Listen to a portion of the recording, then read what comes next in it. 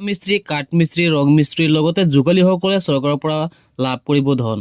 মিস্ত্ৰী আৰু যোগালীসকলৰ বাবে চৰকাৰে লৈ আহিছে নতুন এখন আঁচনি। এই আঁচনিত মিস্ত্ৰী আৰু যোগালীসকলে যদি পঞ্জীয়ন কৰে তেনেহলে লাভ কৰিব চৰকাৰৰ পৰা ধন। এই আঁচনিটোত কেনেকৈ পঞ্জীয়ন কৰিব নিজৰ নামটো সম্পূৰ্ণ আলোচনা কৰিম এইটো ভিডিঅ'ত, গতিকে আপোনালোকে ভিডিঅ'টো অলপ স্কিপ নকৰিব আৰু বেছিকৈ শ্বেয়াৰ কৰি দিব যাতে সকলোৱে এই বিষয়ে জানিব পাৰে।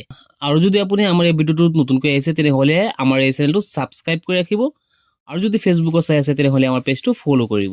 পকা মিস্ত্ৰী, কাঠ মিস্ত্ৰী, ৰং মিস্ত্ৰীৰ লগতে যোগালীসকলৰ বাবে এখন ভাল খবৰ। চৰকাৰে এখন নতুন আঁচনি লৈ আহিছে। এই আঁচনিখনৰ নাম হৈছে নিৰ্মাণ সখী। এই আঁচনি যদি আপোনালোকে নিজৰ নামটো পঞ্জীয়ন কৰি এপ্লাই কৰে তেনেহলে আপোনালোকে চৰকাৰৰ পৰা লাভ কৰিব আপোনালোকে ধন। এয়া আপোনালোকে চাব পাৰিছে নিৰ্মাণ ক্ষেত্ৰৰ লগত জড়িত শ্ৰমিকৰ আৰ্থিক ভেটি সুদৃঢ় কৰাৰ লক্ষ্যৰে অন্যান্য প্ৰয়াস। এই আঁচনিখনৰ নাম হৈছে নিৰ্মাণ সখী।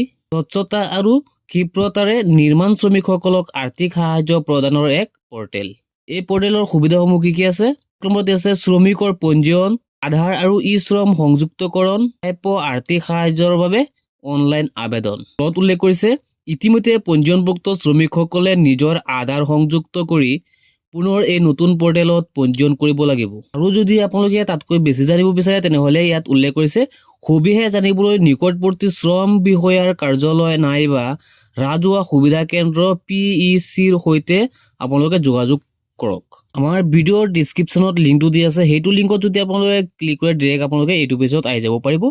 ইয়াত আহি আপোনালোকে চাব পাৰিব ইয়াৰ বিষয়ে ডিটেইলছ।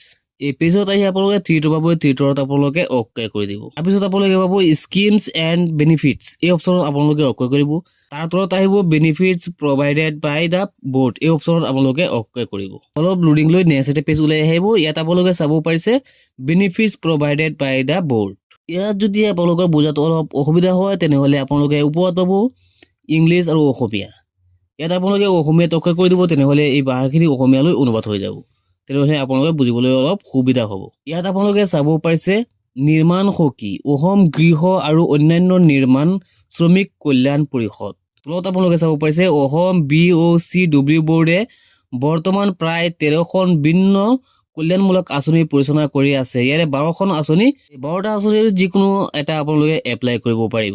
বৰ্ডে প্ৰদান কৰা সুবিধাসমূহ, আপোনালোকে এই বৰ্ডে কি কি সুবিধা প্ৰদান কৰিব ইয়াৰ সবিশেষ তলত উল্লেখ কৰা আছে। আপোনালোকে গোটেইখিনি পঢ়ি আপোনালোকে বুজি ল'ব পাৰিব। আপোনালোকে এপ্লাই কৰাৰ আগতে গোটেইখিনি চাই আপোনালোকে বুজি ল'ব। ইয়াত উল্লেখ কৰা আছে সুবিধাসমূহ, সবিশেষ দি আছে, যোগ্যতাৰ মাপকাঠি আৰু নথি পত্ৰৰ প্ৰয়োজন কি হ'ব গোটেইখিনি দি আছে, আৰু সুবিধাৰ পৰিমাণটো কিমান হ'ব টকা সেইখিনিও তাত উল্লেখ কৰা আছে। প্ৰথমত দি আছে মৃত্যুৰ উপকাৰ, এজন মানুহ মৃত্যু হলে তাৰ উপকাৰিতা কি পাব, কি সুবিধা পাব গোটেইখিনি ডিটেইলছ ইয়াত দিয়া আছে। যদি কাৰোবাৰ আকস্মিক মৃত্যু হয় তেনেহলে 50,000ৰ পৰা 3 লাখ টকালৈকে পাব। সন্তুষ্টি ক্ৰিয়াৰ সহায় বাবে কি নথি পত্ৰ লাগিব এইখিনিও দি আছে, টকাটো কিমান পাব সেইটো তাত উল্লেখ কৰা আছে। তাৰপিছত দি আছে সাধাৰণ পেঞ্চন, আৰু এই সাধাৰণ পেঞ্চনৰ বাবে এপ্লাই কৰিবলৈ কি নথি পত্ৰ লাগিব সেইখিনিও তাত দি আছে।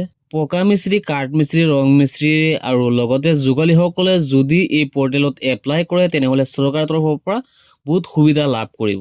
এই পৰ্টেলত এপ্লাই কৰাৰ আগতে নিজৰ নামটো পঞ্জীয়ন কৰিব লাগিব। নিজৰ নামটো পঞ্জীয়ন কৰাৰ বাবে আপোনালোকে ইয়াত পাব নিউ ৰেজিষ্ট্ৰেশ্যন। এই নিউ ৰেজিষ্ট্ৰেশ্যন অপশ্যনটোত আপোনালোকে ক্লিক কৰিব লাগিব। ইয়াত আপোনালোকে আপোনাৰ নামটো ৰেজিষ্টাৰ কৰিব লাগিব। এইটো আপুনি কেনেকৈ ৰেজিষ্টাৰ কৰিব এই ভিডিঅ'টো দীঘলীয়া হৈ যাব বাবে মই কৰি দেখুওৱা নাই। নেক্সট ভিডিঅ'ত আমি দেখুৱাম আপোনালোকে নিজৰ নামটো কেনেকৈ ইয়াত ৰেজিষ্টাৰ কৰিব, সম্পূৰ্ণ প্ৰচেছ আমি দেখুৱাই দিম। আজিৰ ভিডিঅ'টো এইখিনি, লগ হ'ব নেক্সট ভিডিঅ'।